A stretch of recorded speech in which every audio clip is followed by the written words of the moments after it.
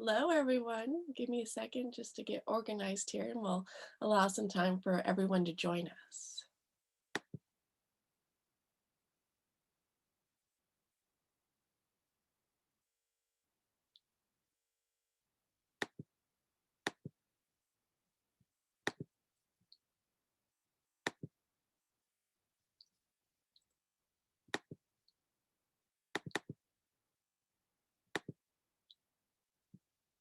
All right. Okay, let me just do a brief introduction. I know you guys have lots of meetings and are very busy, so I don't want to take up too much of your time. Um, I'm Ashley. I'm the owner of Texas Disability Advocate, and I have a history. I worked for the Social Security Administration, approving and denying disability claims.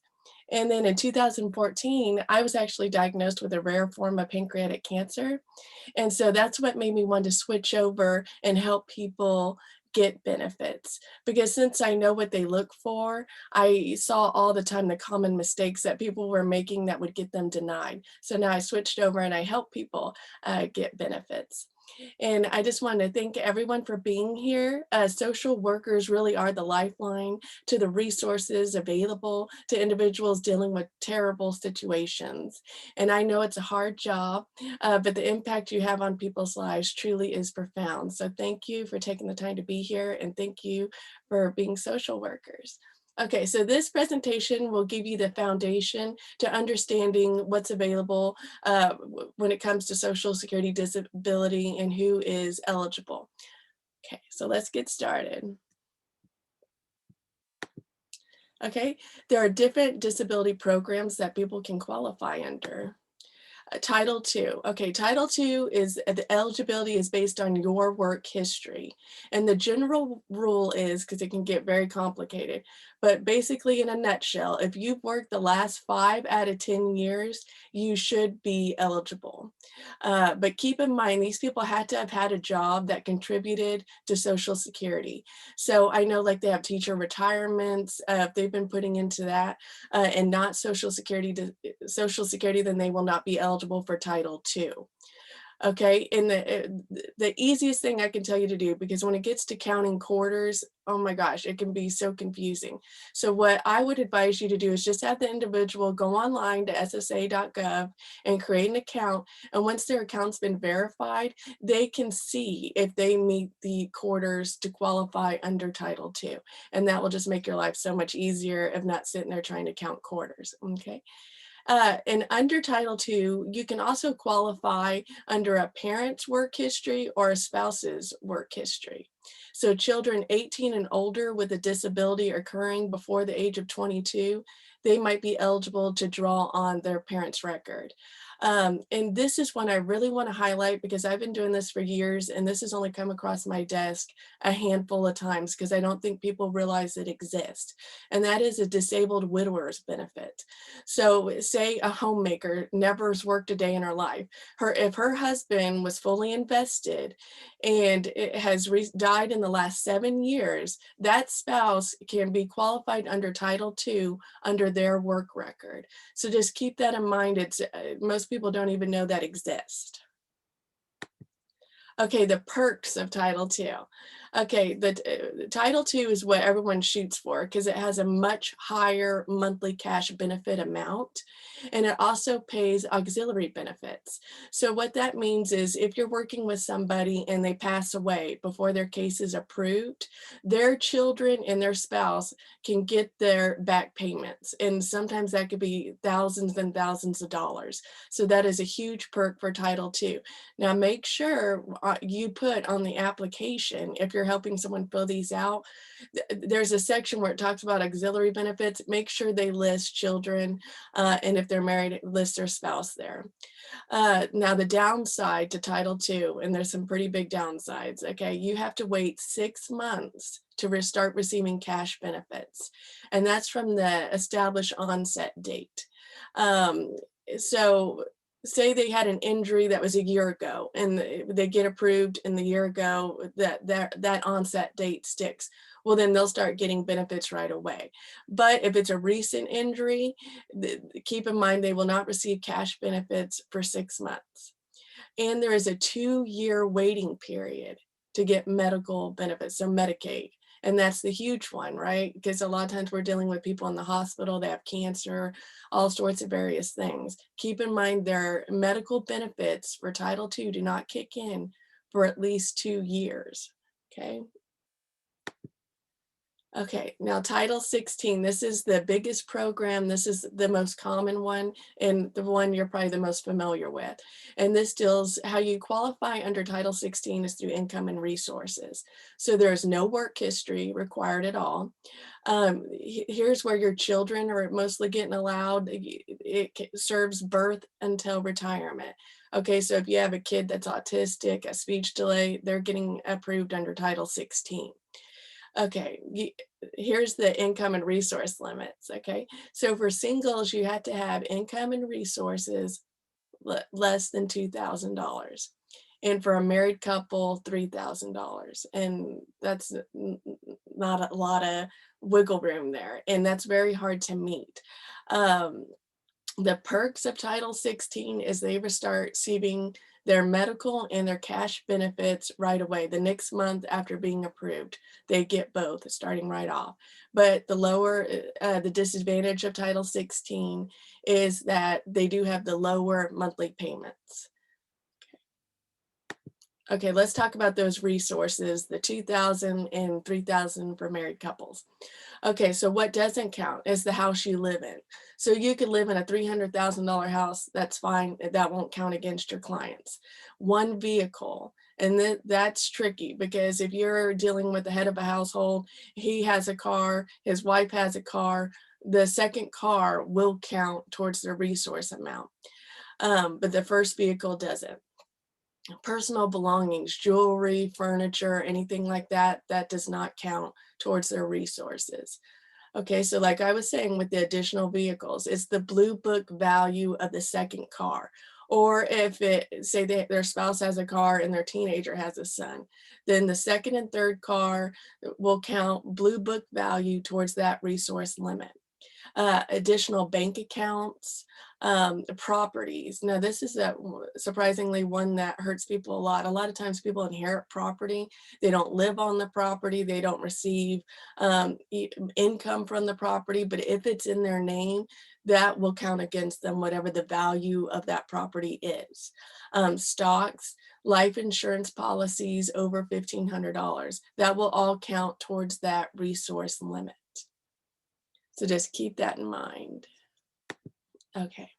And for both programs, to qualify under Title II or Title 16, you cannot be earning more than $1,310. Okay. So if you have somebody and they're earning above that, right off the bat, they're not going to qualify. So they have to be earning less than the $1,310. They have to have a disability that's expected to result in death or last a period of at least 12 months, okay?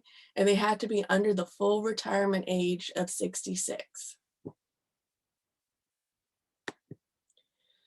Okay, here's a little insight to what happens. Okay, they qualified, they're eligible, they meet the resource limits or the work credits. This is the process that the application goes through. So they'll go to DDS, and that's the Determination Disability Services, and that's where I used to work.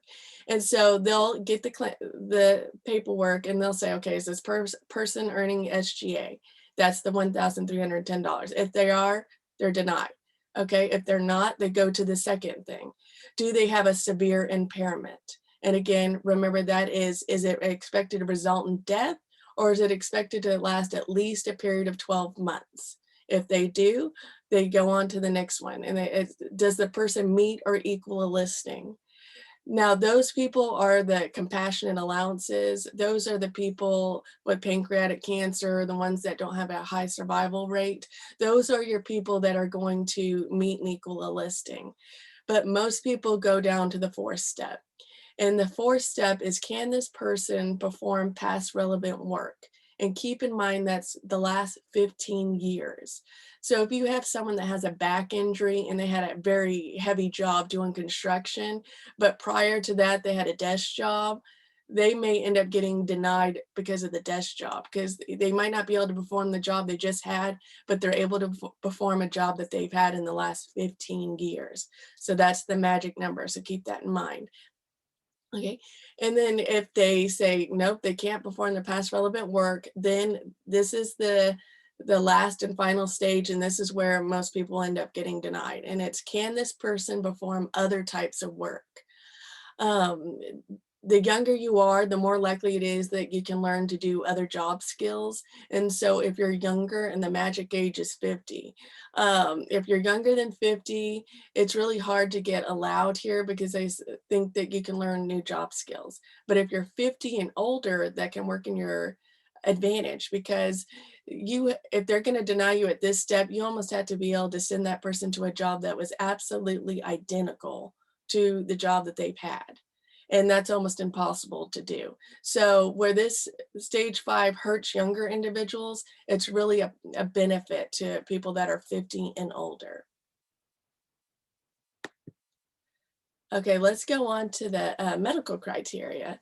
So you have to have a medical diagnosis and it has to be severe. A lot of times people apply and they're like, well, I'm depressed. Well, have you ever been diagnosed? Well, no, but I know I'm depressed. That's not going to fly. Those people are going to get denied. You had to have current medical records from the past 2 years. Now, keep in mind, if you're dealing with someone that has autism, most likely, they might not have medical records from the last 2 years because they've been dealing with it lifelong. Those people are okay.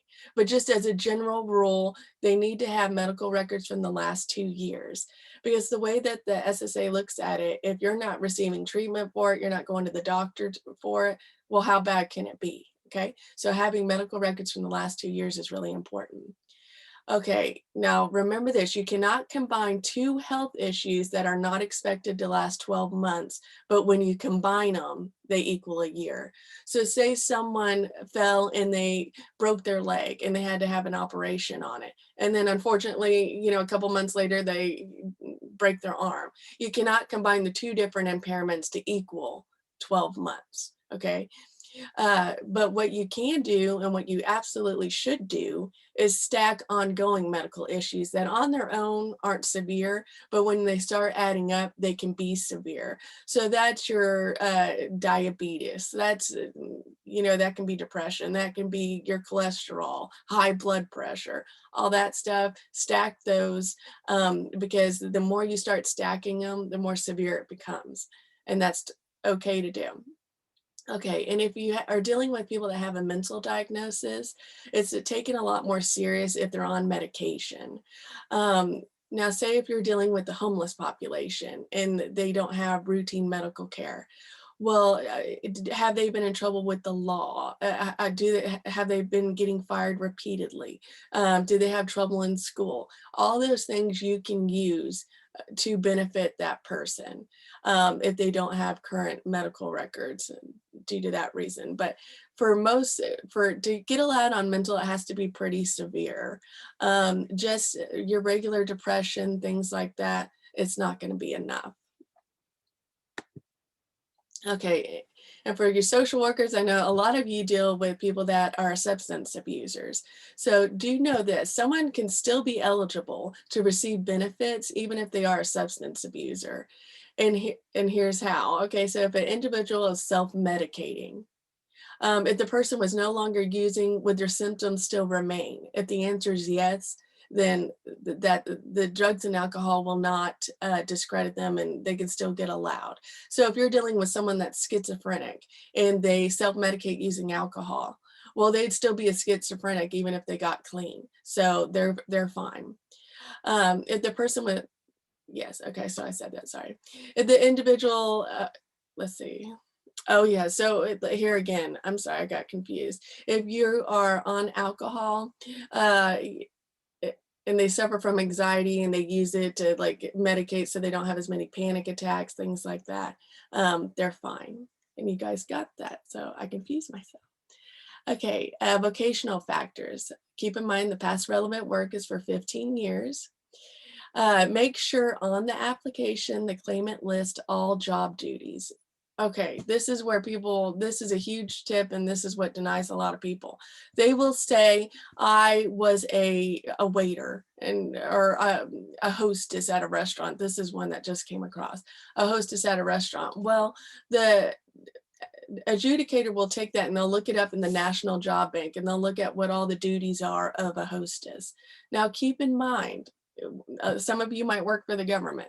The job bank has not been updated in decades. Okay, they still talk about jobs on there that use microfiche. Okay, so they're not current with the times. And so we know in today's time, a hostess doesn't just sit people and hand them a menu. A lot of time hostess at a restaurant, they are filling drinks, they're clearing tables, they're having to move stuff. And so make sure when you're describing these job duties or tell your patients and clients, you list all the job duties that you were required to perform. Don't leave it up to Social Security to just guess what your job duties are, okay? Because that's going to kill you every time. Don't do that. List what you were required to do. Uh, and remember that short periods of work less than 3 months will not count against the claimant. That's considered a trial work period. And so if someone has a history where they work, they stop, work, stop, they can still qualify. Okay, for those of you that work with the homeless, if a client is homeless, make sure you get multiple ways to contact them. Um, so many of these people end up getting denied because no one can get a hold of them. Social Security can't get a hold of them. The workers on the case can't. And if they don't have enough evidence in file, then they end up having to deny them. So maybe be able to chart down relatives they communicate frequently and they can get messages to them. What shelters do they stay at? Do they frequent any certain food banks? Um, and if you're representing them, have them contact you bi-weekly, just do a check-in and see, hey, does Social Security need anything from me? Okay, I'm good. If you are a social worker where you kind of tell people about disability, but you don't work the case from beginning to end with them, somewhere on the application, list some of these places where these people can be tracked down to, because that will really help for your patients and clients not get denied just because they're missing in action. So just somewhere on the application, list some of these places where you might be able to contact them. Okay, and how can advocates help? Uh, they can help complete the applications and all the additional forms, because so many times people get denied from contradicting statements. They will list on their application, I can't get out of bed, I can't put on my shoes. But then later on in a questionnaire, they'll say, well, what do you do every day? Well, I go to Walmart, I walk my dog, I do this. And it's those contradicting statements that will get a case denied. So an advocate, if they're there, they will help you fill out those forms and make sure that you're not hurting the case credibility. For people that are in the hospital currently undergoing medical treatment, an advocate can get all the medical records, they do all the legwork, all the administrative duties. They can ensure the client complies with the deadlines. Keep in mind that for people that have applied for disability multiple times, they will get denied if they were applying for the same medical impairment. So say they applied once for their injured back, they got denied, they didn't appeal it. Okay, then they can't go back and then reapply for their injured back unless they've had something huge happen, like maybe they've had more spinal fusions, major surgery. Well, then you can go back if they've had a major change. But if they haven't, they will get denied for res judicata. And that just means that they're applying for the same impairment. They were already denied, they didn't appeal it, and you can't go back and refile under that. So really appealing is very important. Advocates have the same capabilities as a lawyer, so they can represent clients in appeals and hearings. And an advocate, one thing that advocates do that lawyers don't typically do is they're able to look for ways to strengthen the case and maximize benefits. because an advocate will take the case and work it from beginning to end. They have smaller staffs, so they're really familiar with all the medical work and file, the job history of the client because they worked it from beginning to end. Where typically lawyers have a huge support staff, so they do everything, and then the lawyer gets the case right before the hearing, and so then they'll review it. So there's a gap between the secretaries and stuff compiling the case, and then when it gets to the lawyer, so they're not really looking for those areas to maximize benefits. Okay, in outreach, I know I'm trying to go really fast and I hope I'm not going too fast. If you work with a certain population, if you work in a hospital and you work with children, cancer patients, whatever the population may be, of course, there's lots of caveats to the disability programs that might affect that particular population that if I was to go over it now, it'd just be, just overwhelm everybody. So if you would like me to come and do an outreach presentation for your particular population or your staff, I'd be more than happy to do that and only focus on the things that affects that group. I know a lot of times hospitals have education training classes where they'll let patients come. I can gear it towards people applying for disability, or I can gear it towards employees that are working with disability. And if you're interested in that or want to learn more about it, you can contact me through my website or shoot me an email. Okay, and then here's my contact information. And later today, I will send you a reference guide that you can, if you're out in the field and you need like, what was the resource limits? I don't remember. I'll send you a little reference guide that you can keep with you. And one of my reasons for wanting to do this presentation is for you to have a resource and know that I'm here. If you're ever out in the field and you have a question, you know me now. So shoot me a text, email, call me, and I'll be happy to help you. If you have anybody that's been denied and they're trying to go through the appeal process, feel free to refer them to me. I would love to help in that area. Now, I saw from the emails that some people, I serve Houston and the surrounding areas. If you happen to be watching from San Antonio or Dallas, feel free to contact me and I'll try to find an advocate in that area if I don't happen to know one already. That can be your personal contact where you can make referrals to that person and work more closely with them. And now I can open it up for questions. Later today, when I do the reference, when I send out the reference form, I'll try to send a link to this meeting in case anybody had technical difficulties or got called out of the room, so you can view that too. And so I'll open it up. If anybody has any questions that you would like to ask publicly, I'm sure other people are probably wondering too, or if you want to just email me privately, that's fine too. Let's see. You know what? I have everyone muted. I want to see it. All right. I'll just go down my list here if you're wondering what I'm looking at and see if I see anybody with a question. Let me see if anybody's in the chat room. I always forget about the chat room. Okay, here we go. Let's see. Yes, I will email you. Not only will I email you the information that was in this presentation, I go a little bit more in depth, but I was afraid I would run long, and so I took some of that out. So yes, I will email you a reference guide, and I'll also email you something that you can hand to patients and clients of top 10 things to remember when applying for disability that I think they'll find really helpful. Let's see. Okay, so the SGA, that is per month. Yes. Oh my gosh, if that was for the year, that would be terrible. Yes, so the SGA amount, they cannot be earning more than $1,310 per month. So yes, that's for the month. Okay. And also, if you guys don't mind me asking, I've never done a presentation like this before. I thought it might be helpful or useful for people in the field. If you have any suggestions, whether good or bad, please send me an email. If you think I missed something or you would have liked me to go more in depth on something else, please shoot me an email so that I can improve. And also, if I can ask you, if you, because I want to be a resource for you, but I'd love you guys to to be a resource for me as well, because so often I get people that are applying for disability, but they also need other types of resources, knowing about maybe like help for, paying rent or electricity or things like that. So if you have a job where you're really familiar with a bunch of different resources that people can use to help them in a situation like this, please shoot me an email and just say, hey, here's my contact. I work with this and these are some resources, because I will definitely reach out to you and pick your brain saying, hey, I have this case. Is there anything additional I can do to help this person? I would love that. Okay. I'll give one more second, see if anybody else has any other questions.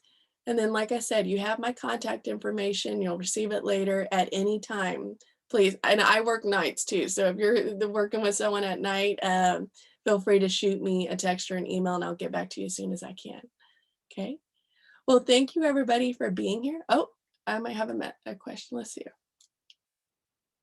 If a person receives disability and spends most of their time in the hospital, why is it that they only receive $30 a month for income? Let me think. If a person receives this, oh, you know what, Chantal, email me because that didn't even sound familiar to me. So you're saying they receive their disability is only 30, the amount they receive is only $30 a month? Yeah, I'm sorry. Shoot me an email. I might have a few extra questions and maybe we can figure that out for you. Because yeah, 30 bucks a month, that's not much. Now, I do realize that sometimes when people get on disability and they're also on TANF, a lot of times their TANF amounts will be drastically cut. I have heard of that happening. But what you're referencing, I haven't heard about that. If someone is retired receiving SSI, can they also qualify? Okay, yes. Okay, so what happens? People can qualify for multiple programs.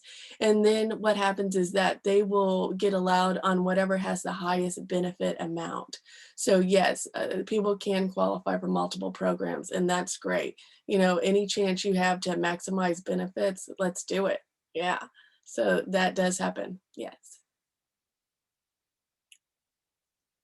All right. Well, I'll be in the office the rest of the day, so I hope you guys have a good day and send me an email if you have any questions. Okay. Thank you, everybody.